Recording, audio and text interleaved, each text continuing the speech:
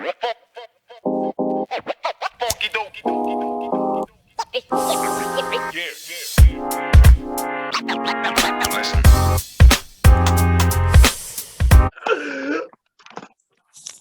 back to episode number 3 of the ToastyTime podcast. As I promised on previous iterations, we are joined by a slew of guests today. To the right, we have Mr. Carnivore JRock, who y'all might be familiar with as the graphic designer who does some of the intros and outros for the podcast. He also is a graphic designer for logos, business emblems, a slew of photography. So he's definitely somebody that you need to look into. His Instagram and other information is going to be in the description today. And to our immediate bottom is our brother, Mr. Fuller, who is joining us on his birthday today.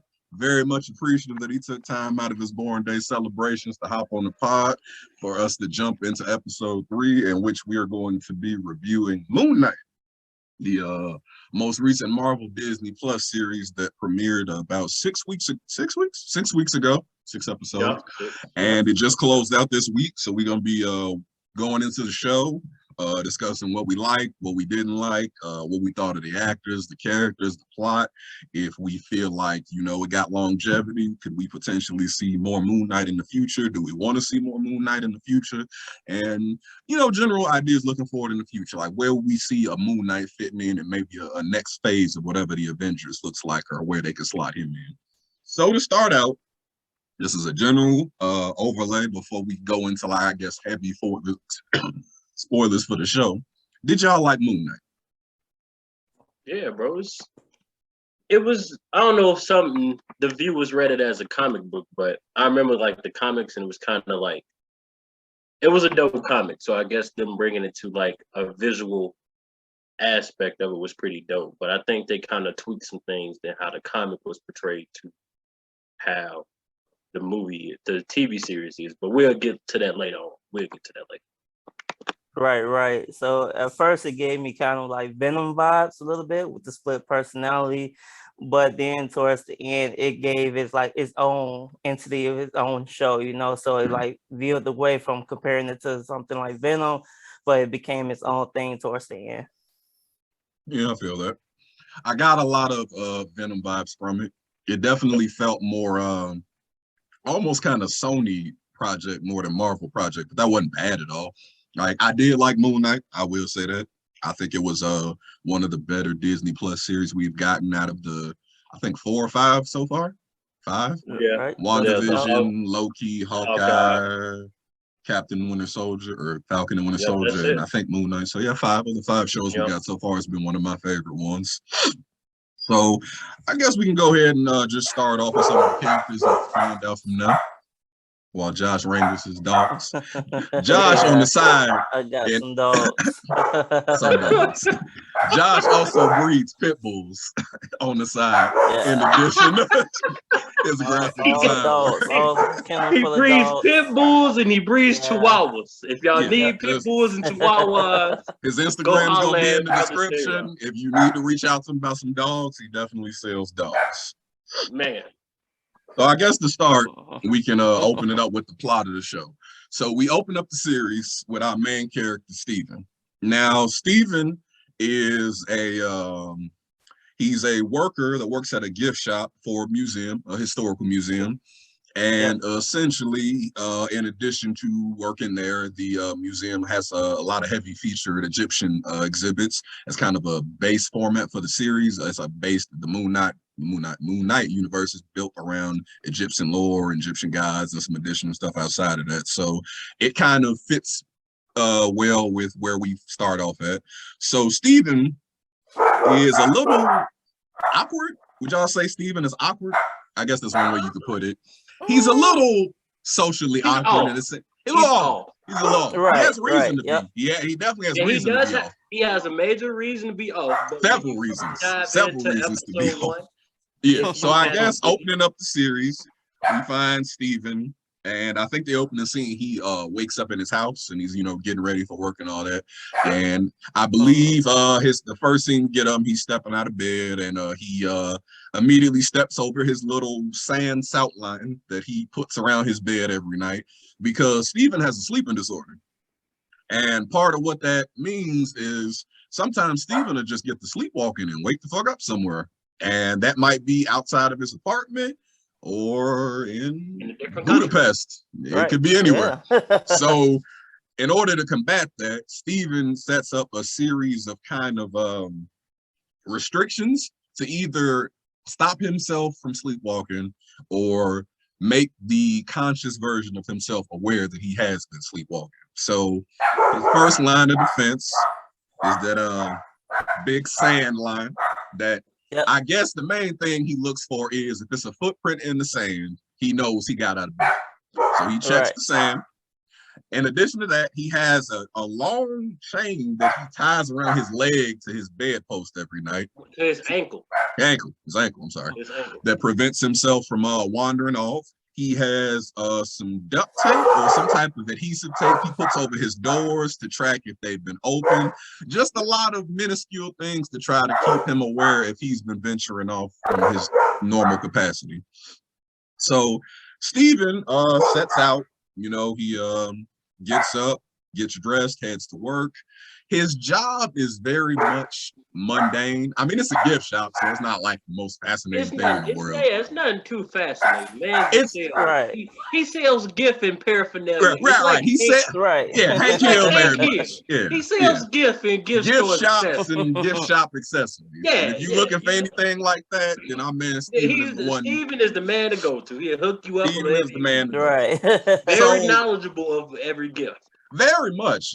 Matter of fact, Steven is very much knowledgeable on Egyptian history, period. Yep. He's very much knowledgeable on Egyptian lore, Egyptian gods, which makes him very useful for where we're going to be going with the story. He knows how to read hieroglyphics. He can read hieroglyphics. Which is kind of unique, though, because not too many people in, series know how to read hieroglyphics off of it. No. And one of the early things that bothered me about that is Steven almost seems a little too intelligent to just be working at a gift shop. So when I first saw it, when it first kicked on, when he wake up wherever the fuck he wakes up at. Right. But so I'm just like, then he gets to the gift shop at the museum and he gets to talking about how he wants to lead the tourists at the museum. I'm thinking, he may be stepping up. He's like one of the head tourists, and then comes to find out my man's out here selling gifts. Yep. But he's very knowledgeable because the way he was talking to everybody else in the exhibit of the Egyptian exhibit, and then he was like, then you always got that one hating person who worked there that don't want to see nobody else succeed. Then you got the old little lady coming through. You know what I'm saying? It's just he's very conscious and knowledgeable what he knows, and which is rare from the start of an episode for a museum worker for certain statures, I should say. Yeah. You very much get an early feel for him, and it looks like he's smart enough where he could be elsewhere, but he's here for some reason. But we find out later that college professor. Yeah, or even like you said, he was just running the museum. He does make a couple of requests to his boss to see if he can start leading. And they all get denied. And they all get denied because his boss does not fuck with him. And me personally, I think he's the most knowledgeable person in that about. I would argue he's the smartest person working at that job. I also think they just did that because she didn't want to get outplaced, and they had my man's working overnight in gift shop. Who works overnight in a gift shop? I mean, honestly. So in addition to his boss, we get a couple of his other co-workers. We get to see the security guy, one of his buddies, I guess you'll say. I don't know if they're friends. They seem, I would say acquaintances. Yeah, one of his work acquaintances who works at the security desk, and his work love interest is a female that works at his job from another department. She's pretty cute from what I felt. An attractive woman. Yeah, she was attractive. And Steven, that she was attracted to him, but it's just that too. Yeah. So Steven's relationship with most of the people in his life seems a little estranged. He doesn't seem like he quite communicates with people in the best fashion. He does a lot of stuttering, a lot of nervousness, if somebody had a sleeping disorder, you would presume they'd be a little off. And Steven's a little off, so that's fine, and it makes sense where he's at. So would you say his sleeping disorder? You think it would be insomnia? Would you clap? So if you were a psychiatric doctor, would you diagnose him with insomnia, sleep disorder? Well, see, I have insomnia, and it's more so defined as extended stretches of not being able to sleep. I don't know what exactly his sleep disorder is because he sleeps. He just wakes up elsewhere, and he does sleep. Right. So I don't know what that is. So we would just classify that as he just randomly like sleepwalks? Yeah, he's an aggressive sleepwalker because usually we go with that aggressive. With general sleepwalking, the way they explain it is most of the people that do it, you'll tend to walk or visit places that are within your general route of what you might travel on a day-to-day, et cetera, et cetera. That is correct. Right, It's weird though. But Steven just be everywhere. He's everywhere. He may but we find out what that is. We find out what we that do is. find out. Like he may be at the crib one night, then may wake up in Timbuktu or Madagascar somewhere. Don't know how he got there. With blood on his hands and some blood on his hands, looking confused and running from bullets. Now, what you probably asked about that is how in the world does mild-mannered Steven, the gift shop worker for the Egyptian Museum, end up with blood on his hands and bullets flying at him? Which I guess is a transition we can get into. So Steven starts to have blackouts, lapses of time that he stops recognizing, where things are happening and things are in places that aren't quite recognizing where he last left them, which he just attributes to his sleeping disorder. But as the episode and then transitioning to episode 2 gradually starts to unfold, we find that Steven has an alternate personality, and that alternate personality designated himself as the name Mark Spector. Now, Mark Spector is Steven in the sense that it is the same person, but he has his own mentality, his different lines, a different accent, and different essentially a different life. He's almost entirely a different person, which is generally how the split personality thing works. But let's see here. I think it was like episode, was it 2 when they fully introduced him? Yes, 2 is when Mark comes into the show. And essentially, Mark is the brawn of this relationship in the sense that Steven is very much a timid personality, and Mark is very much the assertive, hands-on portion of this being. And essentially, he has to begin, I don't know if I'd say revealing himself to Steven, but they begin a dialect basically because he saw himself in the mirror. Yes, and in seeing himself in the mirror, that is how Steven communicates with Mark. And when they see each other, essentially, he sees the reflection of himself with Mark's voice speaking with the mannerisms he's using, and Mark sees the version of Steven speaking to him with his mannerisms. And basically, as you would if you looked up one day in the mirror and the person that looked like you was talking back and not saying what you're saying or doing what you're doing, you freak out. And Steven freaks out, understandably so. And he feels like also gets Steven in a lot of trouble though. Yes, he does. It's back to the first topic you said about him and his, I guess his love interest at work, quote unquote. I'll say his work crush, right? Because we find later in the show he has a real love interest. So let's call this his work crush. So the work crush about how she, put the number in the phone, they scheduled scheduled a date, and then the sleepwalk happens. Now my man's just missed the whole 2 days Correct. So basically Steven's, I believe he's sitting at a restaurant, isn't he? He is sitting outside a restaurant. No, wait. First he's at the restaurant. He's at the restaurant, but he's talking to, I think it's a waitress. No. Yeah, he's talking to the waitress first. No, after that. Not the gold guy.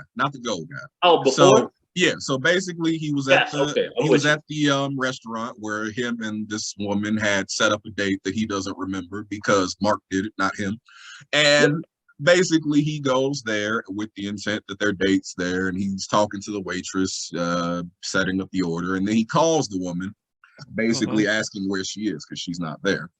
And she has an attitude, and she's like, "Oh, now you're calling," because apparently very much so, as she should. As she should, Right. because their date was 2 days ago. 2 days. 2 days ago. And Right. the immediate question Steven has is, where the fuck was my 2 days ago? Gradually starting to fill in the blanks for him that these gaps of time are going elsewhere, and he's losing them because something else is taking his consciousness away and causing him to miss those lapses of time. Right. But till we get to that, before that happened, remember when he ended up, them 2 days he missed, he ended up outside of that little town. Yes, And, yes, he does. He Right. ended up outside the little town, which caused him to miss those 2 days. This is when you first hear the voice of Khonshu, telling him to put the suit on or run or do whatever he got to do. Correct. Yeah, Now, yep. whom Khonshu is the one of the driving forces of the show. So I guess to start off, Khonshu is the Egyptian god of the moon. I guess we'll start there. He's the god of the moon and the night sky.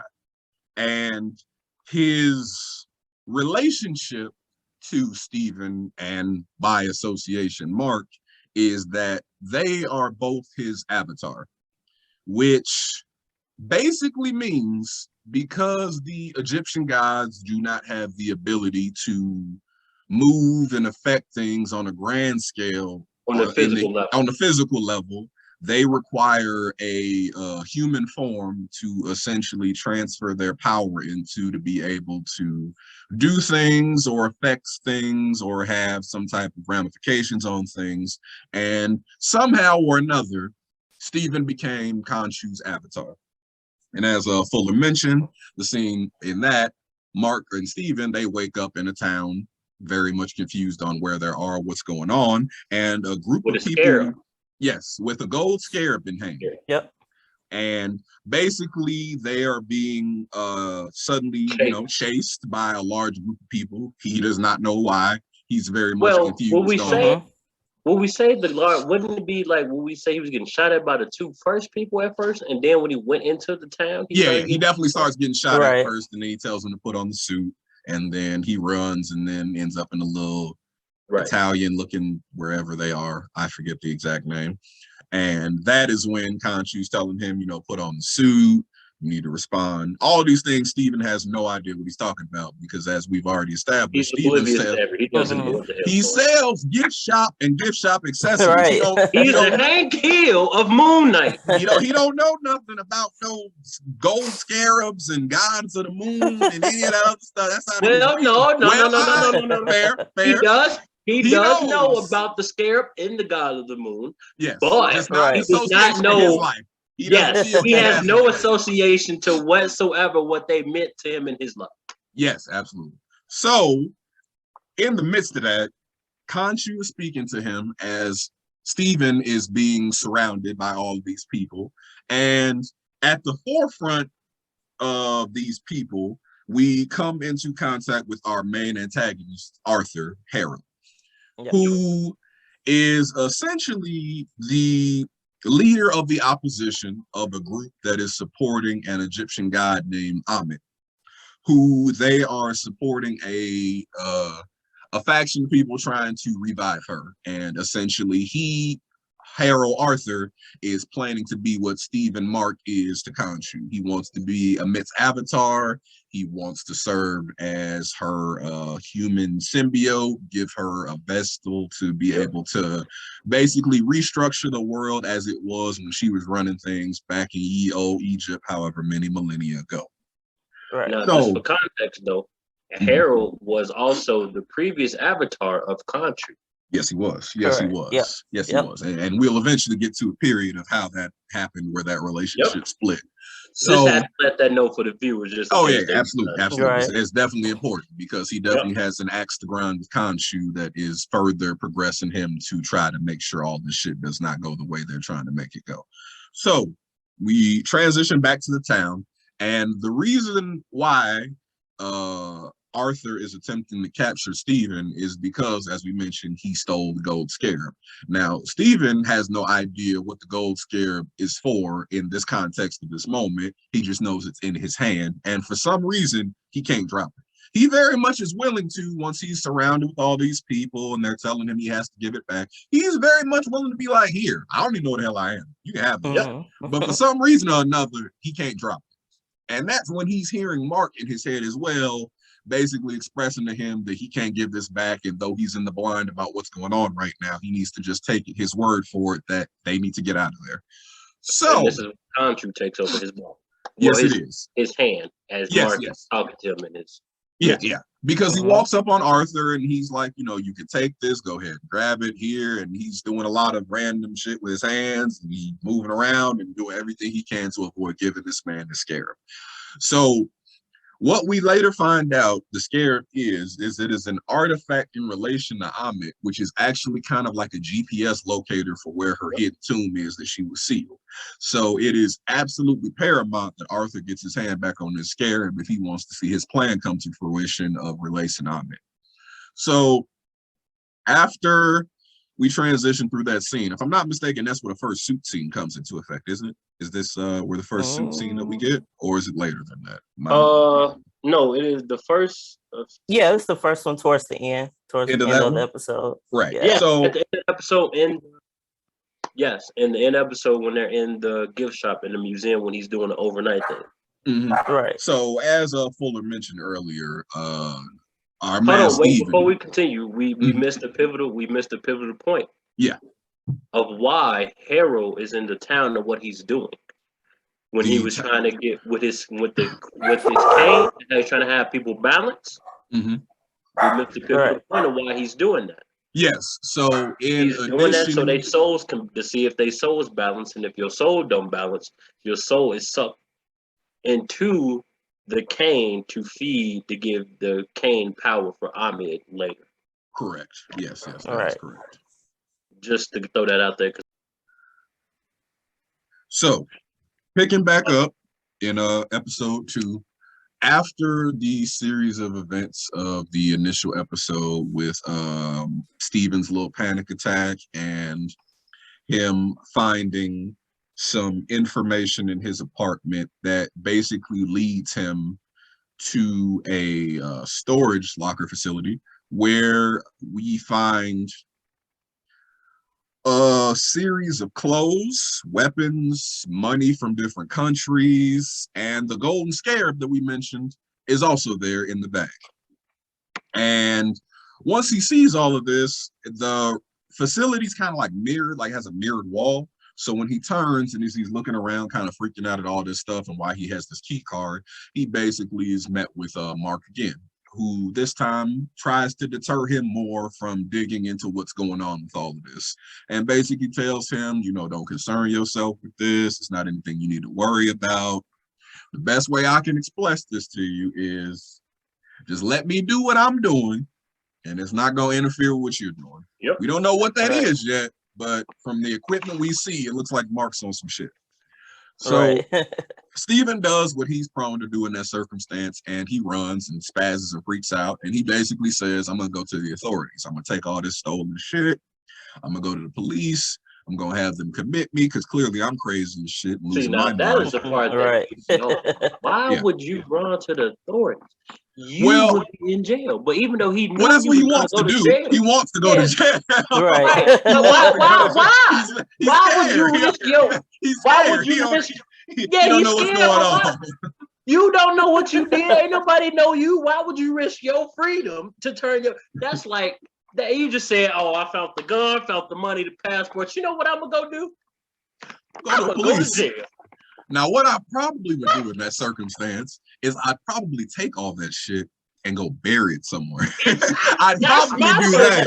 I don't think I'm going to the police. I'm not leaving this in no storage locker where this is easy under my accessible. Name. Under my name. You feel it's me? Under his name. Right. Well, Brandon, it's under the Mark Spector Spector name. It's under the Mark Spector name. But it's under your name. Like, even the guy at the desk recognizes him when he comes in. And he's like, oh, yeah, I know you, Uncle 44. Come on in. I'm like, first of all, that ain't how security works. I don't care if you do remember me. You better make sure I know my locker number. But granted, it's a dude wearing your face, so you're not going to assume that it's anything out of the ordinary. And in the midst of him running away with the bag, this is when we first actually see our first visual sighting of Khonshu. Yes. And, yes. Right. Yep. And this is why I had just a little shit get a little freaky. Yes, because Khonshu is like that man get the teleporting like his ass is Goku through the little joint. Right. Not even the teleporting. It's like, okay, so I guess that's a good frame point. What do y'all think about the look of Khonshu? Did you like the design? Not going into the other gods, we'll get there, but did y'all like Khonshu as the ghoulish buzzard bird thing? Me personally, I like the design. One thing I didn't like though is how I guess he aged with the time span of where he was at. And he has like them 4 or 5 little trinkle long gray hairs in the back. Yes. I wish that they gave him like a face rather than just a bone beak to emphasize he's a bird god.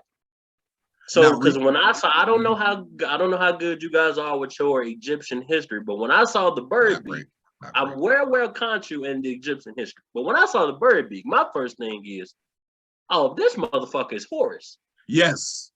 Right. Yeah, you can get kind of something like that. Very much so. And if I didn't know, of the sky. Yeah, if I didn't know that I was watching the Moon Knight series and didn't have any knowledge about that, and I just had base Egyptian knowledge, I definitely would think Horus. I definitely would think Horus. Because you would think they just changed the name to Khonshu from Horus to Khonshu. Yeah, they retcon shit in shows and shit all the time. Yeah, right. So you know what I'm saying? But then when you actually realize that Khonshu is his own entity in the actual Egyptian world of back in the day. Yeah. So a part of the reason why I felt like they chose to portray him that way, when if you peep all the other gods, they look like well, I don't know if I'd say regular versions, because what is a regular version of an Egyptian god? But they all looked alive.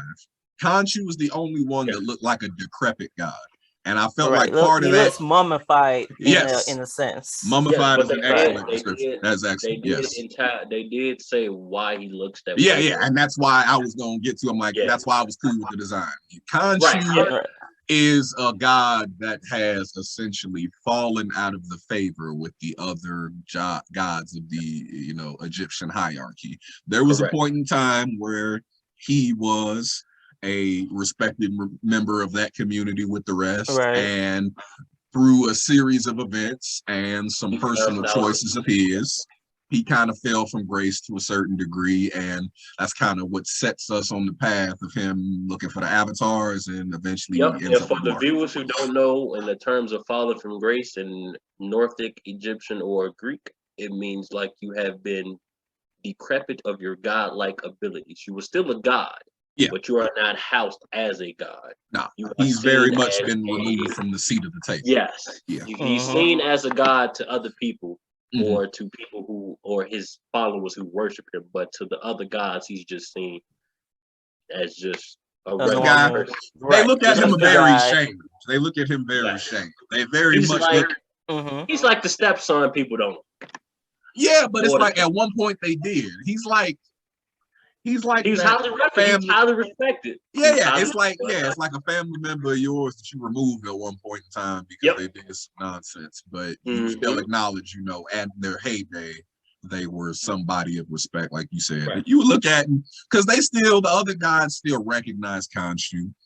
Respect varies from person to person, but they still speak to him for the most part like they acknowledge he's someone that should be respected. So after Mark Steven runs from the storage facility with his stolen bag of goodies, he is encountered by his actual love interest that we mentioned previously, Layla. Now we find out that Layla is in fact Mark's wife, which you probably would start with a bit of confusion as to how that works, because how does your alternate personality have a wife? That's a pretty big chunk of time of your life that's missing for a relationship of marriage. And even more so, when she arrives, she shows up with divorce papers. So not only does Stephen have a wife, well, Mark has a wife, He has a wife that's getting Stephen ready has to no leave idea him. what's going on. So Right. Steven's very much like, who are you? Who is And this? you're kind of Why are you fine. in Why my would we be getting divorced? I don't get girls, Right. and you saying we married. I'm not understanding. I remember we getting divorced. I definitely Right. remember marrying you. I think I'd remember. Yeah, you our know what wedding I'm saying? night. And I would definitely remember if I messed up and we getting divorced. Mm-hmm. Right. But in the Now, midst Layla- of that, I also think I like how they introduced her in the way, in the manner that they did. Yeah.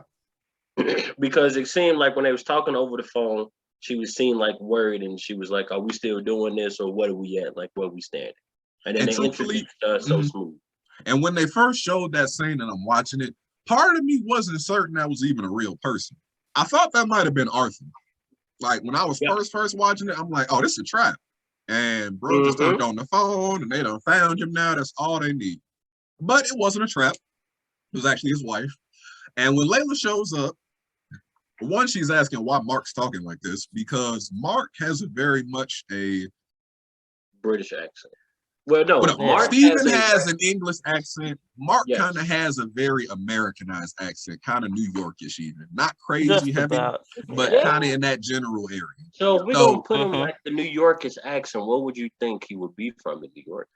Well, he didn't quite have those heavy additional like vernacular connotations like people from the Bronx or like Bed-Stuy have, like that type of area. Like he wasn't. Do you doing think all he'd that. be from Brooklyn? I was thinking maybe Brooklyn know or what? somewhere like it. I think Mark is he's from Manhattan. I think he's a Manhattan. Yeah. I can see that. I can see that. Yeah. So Layla Somewhat shows up upscale. with a bunch of questions.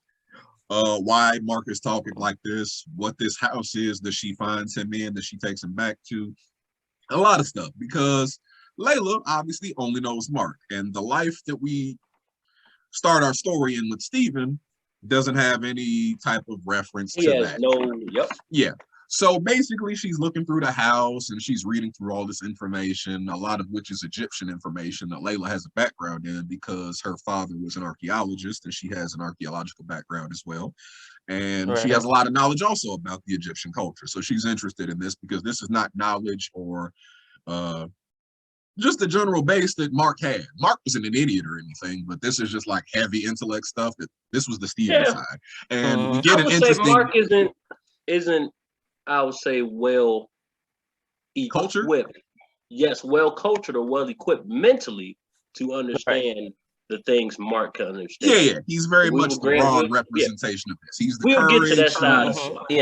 Yeah. He's the Braun and Steven's the brain. If we could split or divide, it's like but Bruce Banner and Hulk. Yes. Pretty much, And even how they kind of randomly transition into each other. When one of them's taking over control is kind of a Hulk-esque, I'm kind of blacking out and letting the other guy take over type of thing. So that's definitely right on the ball. So Layla's basically trying to piece together as she's going through the apartment if this is like a joke he's doing, if this is some con he's working, if he's undercover for something. Because she doesn't really know, but you very much get the impression that she at least trusts Mark and she's willing to give whatever this shit is the benefit of the doubt. Like if I showed up to my significant other's home and they are whole talking in another accent with a house I've never seen before and a bunch of shit I've never seen them do, I'd probably I would think some fishy going around. Right. Are you high? Is this a joke? Those are my first two I'm gonna start with, and I'll work my way off that. You has been on that, man. Ain't no problem. Ain't no problem. Ain't no problem, baby. Ain't no problem, baby. Ain't no yes, problem. It is a problem. Yes, it is a problem. So as burn the phone, a lot of things. I got questions. Burn the phone with specifically my number in it. Yeah, this is all on it. So as they're going through the debacle of trying to figure out what's going on with that, there's a knock at the door. And who's at the door is the feds. And why the feds are there is because Steven got a lot of stolen shit. Now, the reason why I think they go get him, obviously, we find out first and foremost that the cops are servants of Arthur. They're in the little Amit coven. They got the little scale tattoo that they all got on their wrist. They're a federal agent. Yeah. So they were sent there to pick him up and look and see if he has the scarab on him. Now, when they find him, he has the duffel bag sitting on the table, and they arrest him, and they're looking through his place as the cops would do, and you got a lot of Egyptian information in here. That's interesting. He's like, yeah, I work at a museum, so it's stuff I'm interested in. Like, oh, okay. And then they go to the bag that's on the table, and this is honestly one of those moments, even though we just got done toting on the fact that Steven is the brain, Steven does not have a lot of common sense, because if the police came to your house and you decided you're going to let them in, what you probably wouldn't do is leave a duffel bag full of stolen paraphernalia clearly visible on your table directly behind you as you let them in. With a gun. With a gun Right. and hundreds of thousands of dollars in different countries' currency and all other things. It looks guilty.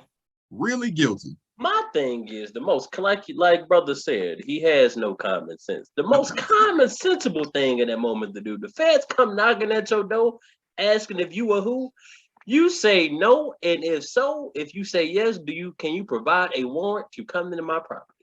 And even past that, if you want to say like in a moment of panic that you ain't necessarily gonna think of that, I at the bare minimum am gonna go hide that bag before I enter the door. Yep. At the bare minimum, I'm gonna go hide. As soon as I heard it's the police, we go ahead, zip. Open up. Go ahead. Yep, move that out the way. It's on my balcony, as a matter of fact. I ain't gonna leave it in the house. I'll put it outside. Well, Layla knows. Layla knows. That's the next part. She goes out, and Layla she's still in the build. She's still in the apartment. Layla goes and climbs on the roof because Layla's a G. On the roof, and she has the stirrup in hand. Yes, because she's obviously under the impression that Mark's about to get arrested, which he is. Yes. And so he gets taken into police custody. And basically, the two agents take him to Harrow's little town. And the reason for that is he basically wants to have an opportunity to talk to just Steven. We don't know for sure how much he knows yet, but it seems at least that he's aware of Khonshu. He's aware that Steven deals with a lot of additional voices in his head. And he's aware that that's probably something that he does not want to deal with because he very much doesn't seem ingrained within this series of events. He seems very much like a mild-mannered dude who just the way they did it, it was so smooth.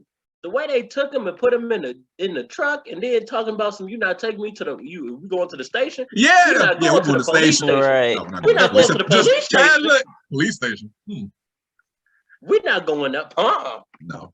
So they get out of the car, and Arthur is there waiting to receive him. Yes. And he basically tells him, in so many words, I would just like to have an opportunity to speak with you to show you where I'm coming from, to show you that I'm not a bad guy, that I am trying to make something happen, but that doesn't have to be something that you're at ends with, because you can see I'm the same person, I'm civil, and I'm only trying to bring peace to the world.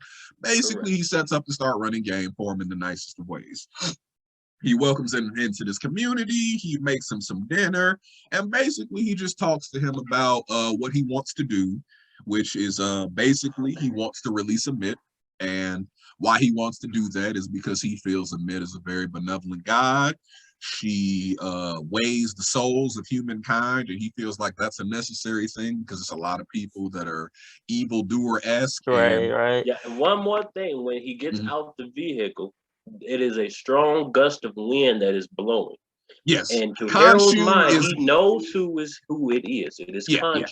Yeah. Khonshu is very much trying to deter Steven as best he can from going to have this conversation. But as we mentioned at the start, Khonshu does not have the ability to do anything of a heavy note without his avatar. The gods can only do minuscule things like, make a gust of air or flip a cup over, some simple shit like that, I guess. Yeah. That's the limit of their power unless they're connected to a Harold is telling Steven he does not have to listen to Khonshu, because Khonshu cannot do anything to him or to anyone else without Steven. Without him. Being an starring vessel. Yeah. So basically, once he says that, Steven calms down a little bit, and Khonshu gets more irritated because he knows that basically he now has to forcibly sit here and listen to him run game on Steven. And Steven's kind of gullible, so this might work.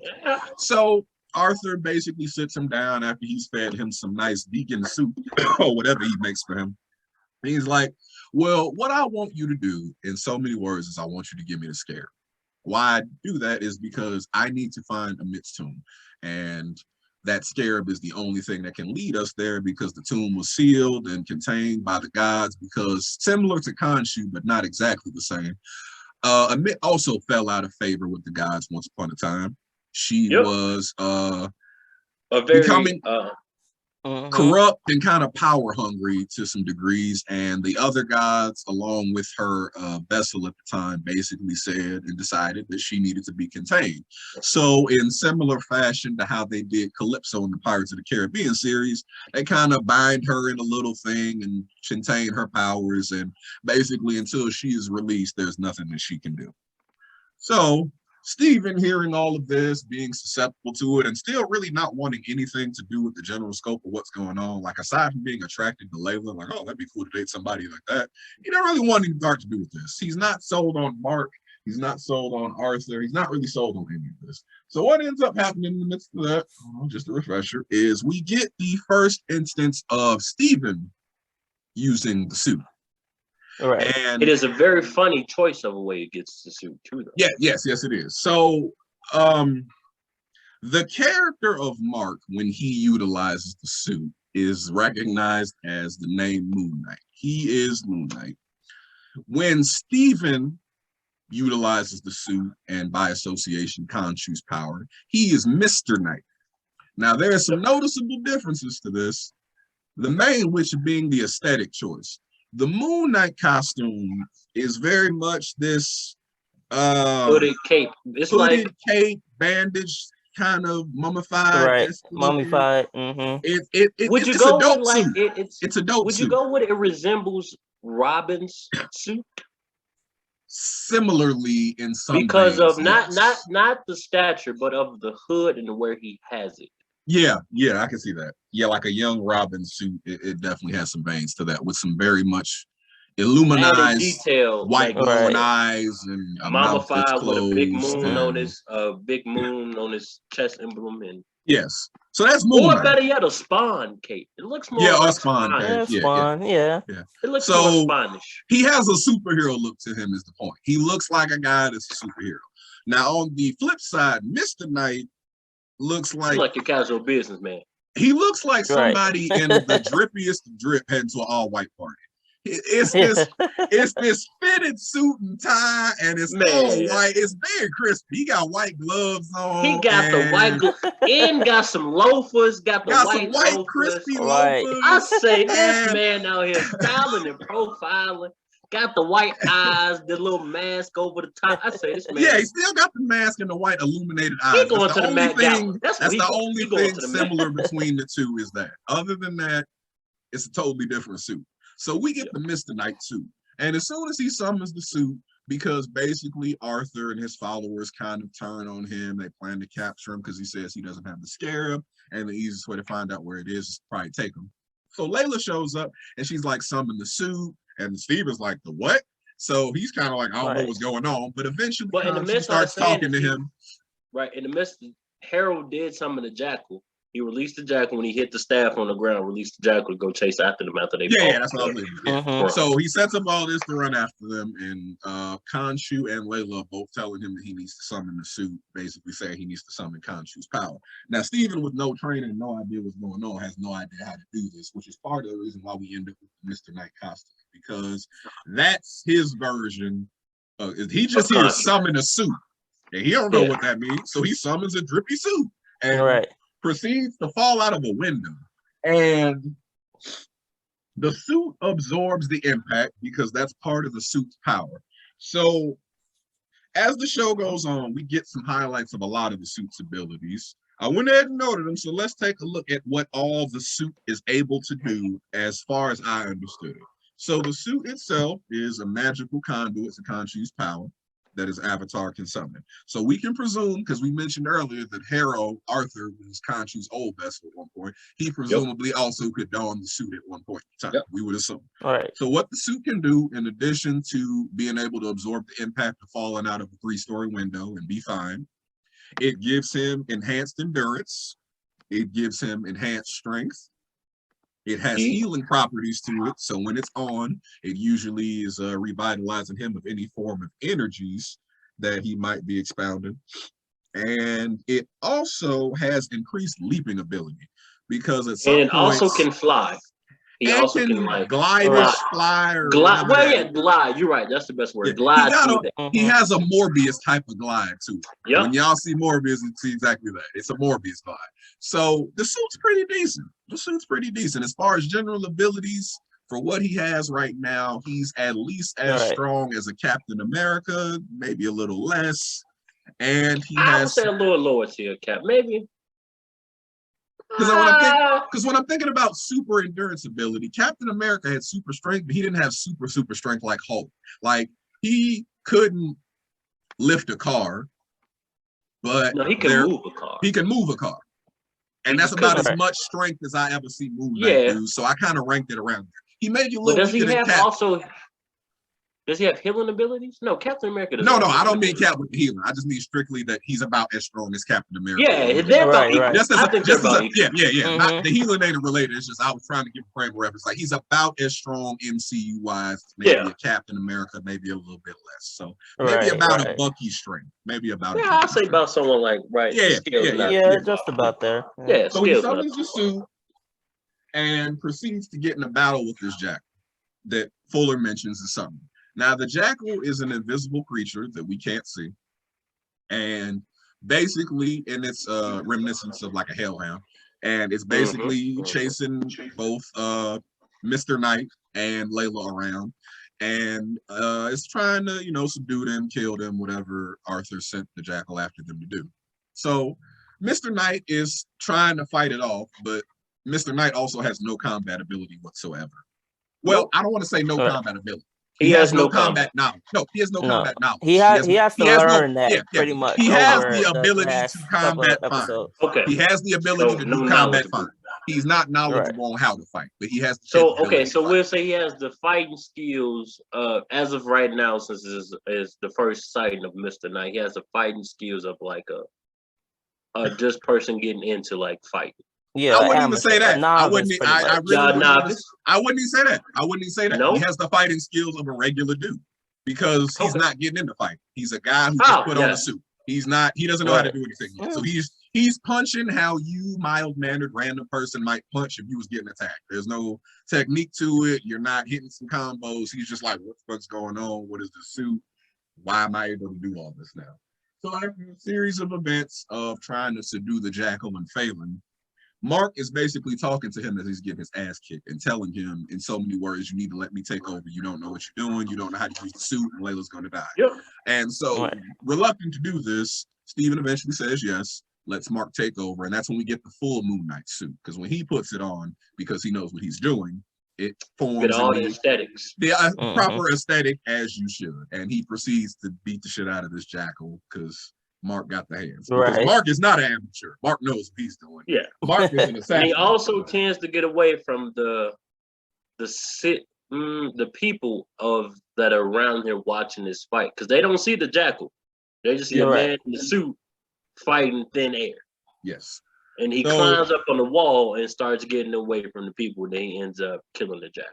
Right. So he kills the Jackal, takes off the suit, leaves the scene, has a quick little conversation with Mark and Khonshu by association around him about what just took place in their separate area, and then he blacks out again. And he wakes up in bed. Now, at this point, you looking like, did that just happen? Now, we would assume watching the show it did, but Steven's very much like that just happened because he wakes up in a bed that looks similar to his bed. It's styled in the way that his bed is styled. The sand rings around it, looking out for his sleep patterns as it usually is.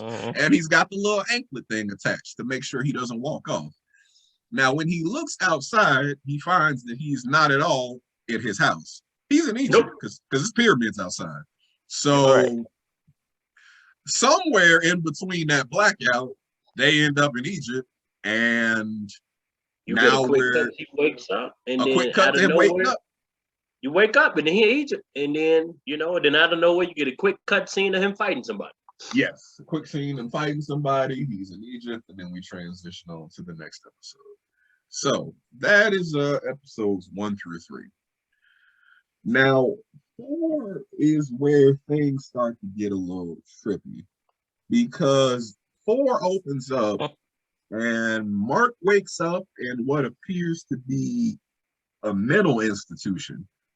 All right. And he's very much confused on why he's in a mental institution. Not at all disputing that his mental capacity fits that area. He should be in a mental institution, but he didn't put himself there.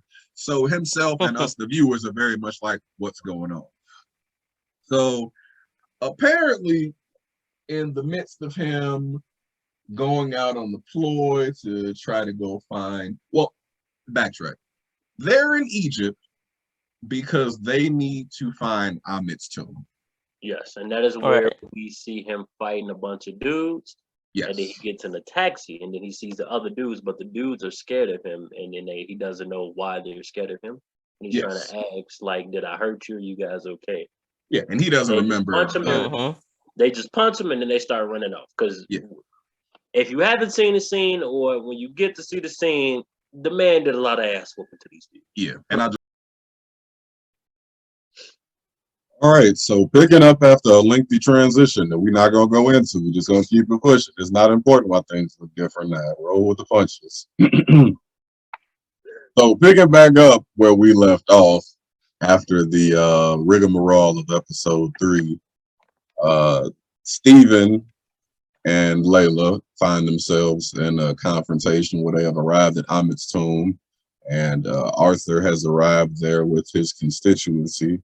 And they're looking to awake Amit, as their plan is to do. And in the midst of that confrontational scene, Stephen gets shot and he dies, presumably. Not presumably, he does. He dies. So after he dies, he basically transitions into this other plane inside his psyche where he awakens in what appears to be a psychiatrist's office, where a character who's also Arthur, the opposition, is sitting there. He looks a lot more immortalized and younger and more put together. And he's basically his doctor, and he's talking to him in his office. He begins to diagnose him, and it appears that he has some working relationship with him where he comes there to get therapy. And obviously, you know, Steven's out of sorts, and well, Mark in this sense is out of sorts. He's the one running the show at this point in time. He's confused on what's going on and how they got there and things of that nature. And if I'm not mistaken, he then starts to confront the doctor and spazzes out, and a couple of guards come in. And then that's when they put him in the crazy, the straitjacket. Yeah, they put him in a straitjacket and put him inside a room, and basically that's when, after a series of events, he escapes and starts running through this hospital. And the hospital appears to kind of be like a different plane inside his mind, or actually we find out later that it's the underworld, that he has died and he's in the purgatory transition into the afterlife. So he's running through the hospital, and the first thing he finds is a sarcophagus shaking around, and Stephen's inside of it. Stephen is now in his own separate body that actually obviously looks exactly like him because they share the same form. So they start running around trying to figure out how they can escape. And in the midst of that, they pass by a third sarcophagus that is also shaking, that they don't worry about. They continue to run. No, they're worried about it. But Mark told him. But we don't have time to reference that right now. That's not. No, you're right. But I'm just saying, Mark told him not to open that. So they keep it pushing. So after some running, they end up at a door where a giant hippopotamus ends up greeting them. And this hippopotamus is talking. Because yes, the goddess of fertility, and she is there basically to shepherd them into the afterlife. She's first there to balance out the scales to ensure that their soul is fully even, and then transition them into the wonderful heaven that is the fields of something. I forgot what the fields are, but the lovely fields. They have a name. We're gonna say the lovely fields of flowers. I don't know. Fields of flowers of Egypt. And you go there and it's peace forever if your soul is even. But if it's not, you end up in the sands of hell, where you turn to a sand sculpture and you just stand there. You stand there watching people go to heaven for the rest of their life. Whatever manner you froze. That's supposed to suggest you pick a good one, because that's how you stick it. So basically, she puts them on a path where they need to try to find a way to balance their souls, because their souls are very unbalanced. And the way they have to do that is they both have to reveal all the truths that they've been hiding from each other, because They've been kind of living in slivers of each other's lives. So basically, one of the things that they have to open up about on Mark's side is they transition into an area where a bunch of people are running around. And we find out that these are all people that Mark has killed in his life. And so Steven gets a very first person perspective of this, of a lot of the violence that Mark has been shepherding him from, and also getting a good idea just who this dude really is and how he really gets down.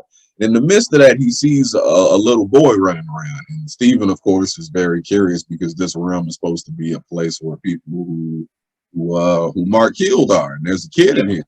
So when did you kill a kid, Mark? You want to explain that? And Mark deflects because you probably would if that were to happen to you. Didn't want to entail why he killed the kid. Yes, and obviously that led to some holding up of why they couldn't even their souls out. So because of that, he deflects. They run a few other places, and we come to find out that Steven has actually had a very materialized memory of his life. And Mark actually has been hiding a lot of the worser things that have happened to them away from Steven and kind of giving him the ability to create his own version. So one of the big stingers is we find out that Steven throughout the show is constantly calling his mom. He seems to have a very nice relationship with his mother. And his mother was really, really not a nice person at all. She was terrible. She talking to him, just a bad parent. Just a bad beat him and berated him and chastised him and whooped his ass. But how we got there is the kid that Mark was a lovely man. Man, the father was great, wasn't he? Now, no doubt. It was so bad she didn't even attend my man's his 7th birthday. Yes. So we find the reason for that is because as a child, Mark had a brother. And obviously, Steven is Mark, so that means Steven had a brother. Steven has no recollection of any childlike siblings. Nope. Apparently, they had a brother. So what happened with Mark's brother is when they were children, they were adventuring as little boys to do, and they went into a cave area, and basically there was a kind of an underwater submerged section of it, and they were in there playing, and his younger brother slipped, if I'm not mistaken, and fell. He slipped and fell in the water, and he didn't know how to swim. And and they're kids, and you're not gonna be able to carry another old kid if the kid's drowning. Yep. So basically, his brother ends up drowning in there, and Mark escapes, and his mother basically spends the remainder of his life abusing him because she blames him because he was the older brother, and the literal last thing she says to them before they go play, his older brother, you be watching out for him. Yep. He is dead. Now, granted, that's a ridiculous reason to blame a child, and it is, but also granted, it is a ridiculous reason why you trying to explore a cave. I didn't mind that so much because it's like they're kids, and it's like I mean, really though, like that's like us as kids. We go, hey, brother, you trying to go explore this cave? Probably not a cave, but we're like, there's do some woods, but I ain't doing no cave. It's same sense as I doubt we go somewhere where there's water. Probably not, but probably not. To a degree, I gave them a break about that. They were adventurous little boys. That happened. Yeah, if you want to, I was curious. So basically, the bigger reveal about that Steven is still coming to terms with is obviously where's this brother that I don't recall having at all. And we find out that Steven is the brother. Steven's the brother. Steven's the brother, as in he absorbed his brother's soul. Steven, despite being the main character that we follow for the entirety of the series, is in fact the alternate personality. Is a figment of Mark's imagination, so he can get away, so he doesn't have to experience what he is experiencing. Circumstances that his life has been beholden. So come to find out, Steven was made from a poster. Yes, an archaeologist to be an adventurer that he liked as a child. Some Indiana Jones type shit. And I believe he had some archaeological type of connotations to it of some kind. And basically, through the line of that, he fabricated and made Steven as a coping mechanism to deal with the things going on around him. And as he got older and abuse and things would happen as they would, he would transition into Steven and he would take over, and then that's when those moments would happen where Steven would black out and wake up just somewhere and call, the middle of nowhere. "Hey mom, I done got lost again. I'm Yep. some town. I don't know." And to his credit, his mother is no longer with us.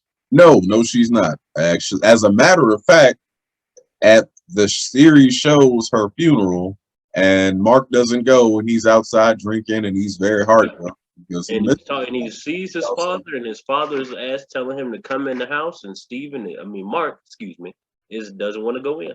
Yeah, and apparently he walks away, and then Steven kind of phases in and takes over, and that kind of apparently is where the process starts off, and their lives starting to blend together from where up until that point they get kind of separate. And despite finding out that he is in fact not a real person, Steven handles it pretty well, considering. I don't know if I found out in the midst. Most normal people handle it, because I couldn't find out not being a real person. I wouldn't have that. If I found out that I was the alternate version of another version of myself, I'd be very distraught about it.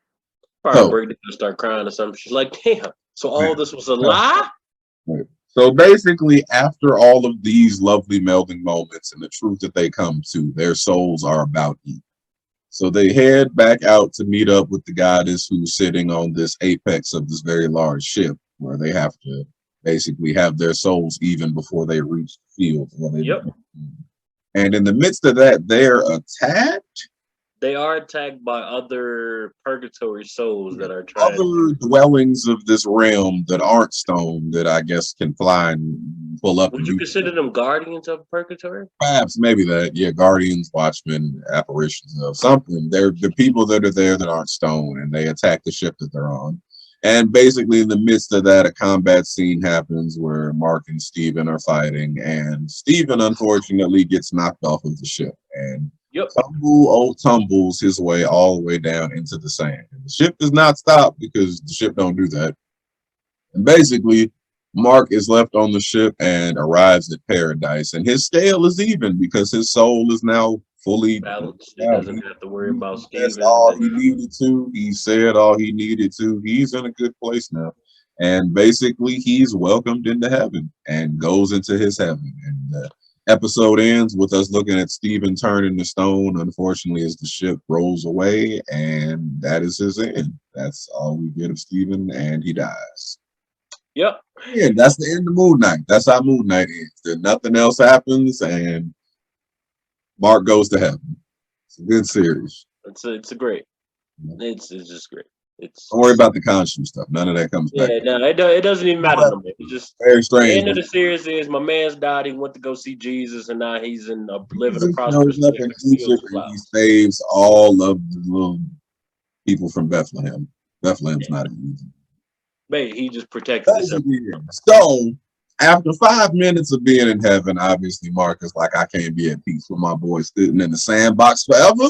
So he decides he's going to leave heaven, and the goddess basically tells him that there's no guarantee he'll be allowed to be welcomed back if he leaves at this point, which Mark is fine with because that's his brother, and he's not going to leave his brother out there like that. So basically he exits back into purgatory and goes back through the sandy plains looking for Steven, who's sitting in the same spot and is in sand. And basically, because he loves him like his brother in so many words, he can kind of awaken him again from being sand, and then they're allowed to leave. Mark also turned to stone though, until he placed it. But they had their hands, and he placed a heart. He placed one of his hearts in the hand. Something like that. Something happens. He loves something in Steven's hands, and then sand. That's the gist of it. The semantics aren't overly important. He rescues him from the sand and hell. That's all that matters. That's his boy. And then the big ass sandstorm of a sand tidal wave comes, and they have to get to this gate to get back to the real world. So basically, after that, we're back in the other world, and Arthur has the scarab, and he basically awakens Ahmed and decides to juice up his staff that he has into a bigger staff and make him ready to be his avatar and take over and all of that good stuff. And basically, Layla stays because she's still at the little tomb area where Mark died, and she starts speaking to the goddess of fertility. She kind of radios her through the Soul Train phone and tells her that, hey, you gotta buy them some time. Mark and Steven are coming back. They're gonna need some help. So you'd be a great candidate to be my avatar, because I guess all the Egyptian gods in this thing are looking for avatars. So she offers her some power, and Layla's like, "Nah, I'm gonna do this myself," which I like that she didn't do that at first, but she ends up doing it later. So I was kind of that. And it also worked out for the better, though. It worked out for the better. You end up being a superhero. I don't know if I got offered that at that point in time on the first one. I'd be like, nah. I mean, I think on the first run, I think I would have taken. I'd probably be on the. I might ask you. I might be as soon as the Mark died. Khonshu, take me. Yeah. Hey, look, hey, I'm here, player. I seen what he turned into. Moon Knight by now. Mark wouldn't even had a body to come back to by now. They'd have been like, sorry. He stepped up. He was here. I seen what y'all turned into. That's what I did. I'm trying to do that. Yeah, I need to be able to fly on it. This is great. I want all that. I don't know what she's hesitating for. She gets wings and everything. She was playing. Man, she get all type of good shit. So basically, Khonshu contacts Layla and gives her a series of instructions on how she has to go break his statue out of the thing so he can revitalize his soul and find a way to go back into Mark and Steven so they can bring their body back. And essentially, that is what happens. So he absorbs Khonshu back into his body after returning with his two even souls. The bullet wounds are healed because Khonshu and Moon Knight obviously had that really OP healing factor. And the battle basically begins between Khonshu and Ahmed and the world when they fight, and they get real big. They get really, really big. It's some like Megazords. They turn Megazord, Godzilla, Titan fight happen going on. It gets bananas in a good way though. It's very cool, very cool. No fight. No fight. So in so many words, they have their clash, and at the same time, Ahmed's Arthur is fighting with his staff, and they have to have a little one-on-one confrontation with that. Layla shows up with her endowed powers that she gets from the goddess. She's got like this Cleopatrian-esque outfit. Yeah. She got these gold trim wings that can deflect bullets and all of this cool looking stuff. She got little knives, right? She has some daggers. This little girl sees her at one point. She's like, "Are you a superhero?" And I'm like, "Yeah, I'm like that." But that's fine. She is. She's in the game now. She's in the game. She's an Egyptian superhero. That's all that matters. The origin story doesn't have to be super fantastical. Yep. So they battle, and Khonshu, Moon Knight, ends up being victorious. And basically, they're able to defeat Ahmed, save the day, and the citizens of Townsville are happy that the citizens showed up again. And the deal is after that, the Khonshu makes with Mark and Steven, that because he did his part and helped them save the universe, that he released them. So he lets them go. He cuts off his ties, and they're no longer beholden to his soul. So the series ends, and Layla goes on about her way to go do her superhero stuff somewhere. We don't really see her much after that, so she'll probably be back in something, or Moon Knight something. I don't know. The season 2 job should be back, and I think they're gonna get their powers back. But yeah, so she goes off, and then Mark, Steven, they go on to live their life as a conjoined entity now, and they have reign. They're good, and basically that's where the series wraps up. So, is it?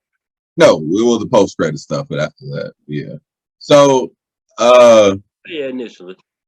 So after that and everything wraps up, we transition and find ourselves back in the White Room area again in that original little psych.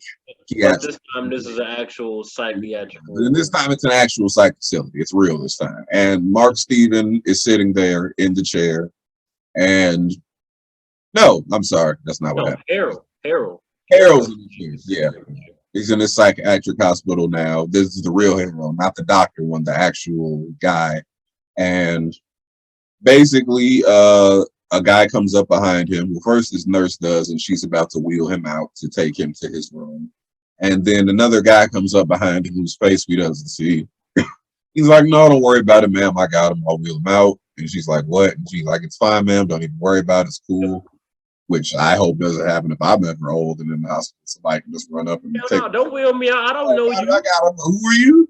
No questions. They just you are not my normal doctor. I'm not related to me. So basically, this faceless man wheels him outside and takes him to this black car that's sitting in the parking lot of the hospital. He gets put in the car, and who could it be but Khonshu? He's sitting in the suit. Khonshu sitting there in an all-white pristine suit, just looking, and surprise, surprise. Hey, how you been, man? We still have some business to take care of. And in the midst of that, a guy turns around that's in the front seat that wheeled him out. And it's Mark Steven. But it's not, because this dude is talking kind of a gritty Englishish, not quite English accent. It's not the Mark or the Steven voice.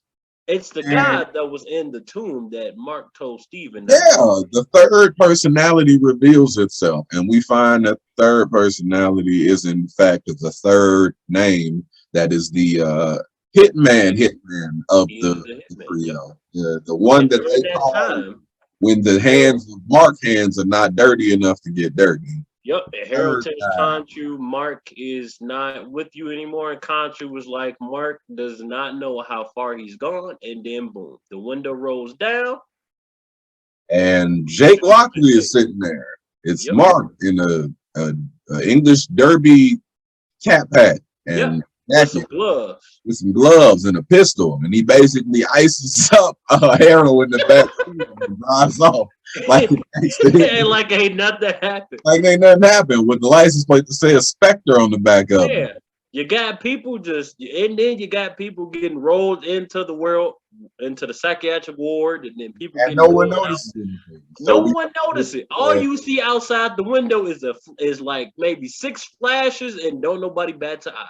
Nope, and the car pulls off. And so I guess we presume with that there was always a third guy that Khonshu was keeping even behind the veil. I think we can presume at least that Mark knows about Jake.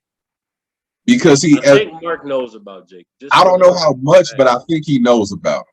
Yeah, I think Mark probably created Jake when he was a mercenary. You presume so, right? Because Mark's the real person. So everybody is a fabrication or an identity of something he made to deal with something. And I think he made it when he was a mercenary, because you remember he probably couldn't kill nobody. So I think that's maybe it was like what personality he made to black out when stuff got like really, really like bogus, and he just couldn't.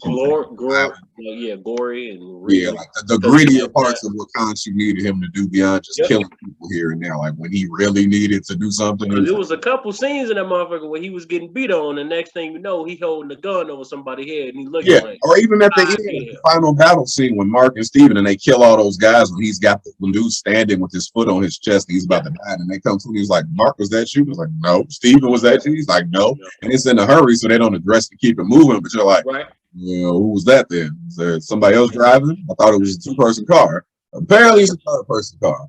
So we'll Harold had looked at Harold's head, and Harold got a big ass cut over his face. Yep. So presumably that's the person we'll get more of in whatever Moon Knight season 2 is. So now this is my theory. Do you think so? Remember when Harold told Layla that Mark is the reason why her father died? Yeah. You think they got into some trouble and then he summoned Jake and Jake killed her father? I think it could be that. Or I think maybe it came down to it was a situation where he couldn't get everybody out. And he knew he couldn't leave anybody behind with information. He maybe killed him himself, and they're going to eventually reveal Jake did it. Or something like that. Maybe there'll be some confrontation because, Layla has powers now. So she's fine. Layla has powers. I don't know. She has a little bit of a formidable side. She can defend herself. So if they introduce that, what reaction do you expect Layla to have when she sees Jake, or what reaction do you think it will happen when she sees Mark? I guess it depends. I guess it depends on what the context is in at that point in time. If it's something she finds out on her own, it's probably not going to go well, because then she's going to question how much of it that Mark knew and Steven knew. Right. Because she's still not aware that Steven and Jake is no, as far as I'm aware, Mark should be the only person with Khonshu that's aware of the Jake presence. I think Yeah. Hero was when he read his soul, like he could see how many. Like, there's a lot of people inside. It's a lot of people. As far as like knowing, I feel like Mark and Khonshu should be the only two people who legitimately know. So well, now Steven might know. Well, maybe he knows now because Steven has a hint. I don't think Steven fully knows. He probably at least is starting to assume there's someone else there. Yeah. Besides himself. I think what gave it away was that sarcophagus. Yeah. When it was shaking. Because Steven was trying to unlock it, and Mark told him not to unlock it. Yeah. I'm sure if he did, and that third guy walks out and like, what is this? Like, well, we don't have time to address 3 people right now. So roll and get through what we can get through. No, I think overall Moon Knight as a whole, it definitely kept my interest. It was compelling. I will say it is the Disney Plus series I probably enjoyed the most out of all of them I've seen so far. It's very different. Very different, intriguing. A bunch of nonsensical things to other characters that I like. I won't go into Doctor Strange right now because I'm gonna have to do an episode for that. Hey, look, I didn't even see this. I know you have. When you do, we can't dabble up in that. Things to say. We can't dabble up in that. It's a little bit. We'll get there. We'll get there. But obviously, I'm looking forward to whatever Moon Knight turns into. I imagine the next presence of it we may see is maybe in whatever they do with Blade or like Morbius stuff down the line, something like that. So I guess we'll see what that turns into. I think the Blade series would be dope because I think they might they might do him in a Punisher. I think that'd be a dope combination. Punisher. Either way, this is the stuff I'm more looking forward to. I really have high hopes for this Blade series though. I'm hopeful of it. I would like to see. It just makes me like we could have gotten the prime Wesley Snipes in this universe at the time. It would have been dope. It would have been crazy. It would have been so crazy. Prime Wesley, because he's all real martial artist. Like in this, man, a lot of the combat, it's not real, but it's a lot of stuntman stuff. I would have loved to see him with today's CGI, but his real martial arts ability using his prime. Oh my God, he would have been whooping ass. It would have been crazy. And then when you incorporate him into the MCU, Morbius would have been getting tagged. I saw Morbius. If we get that Morbius, he fucking this Morbius. Man, it ain't the cartoon Morbius. It ain't that guy. I know you still didn't see that either. Morbius. Nope, ain't seen the chat either. I'm still debating on if I should see it. That's like I told you. It's there when you're ready. It's there when you got some time. I just don't. Now I gotta go ahead like that because now I had high hopes for it. So I'm like, man, it's gonna look. The trailers look decent. All trailers look decent. That's the problem, though. The video FX part is good.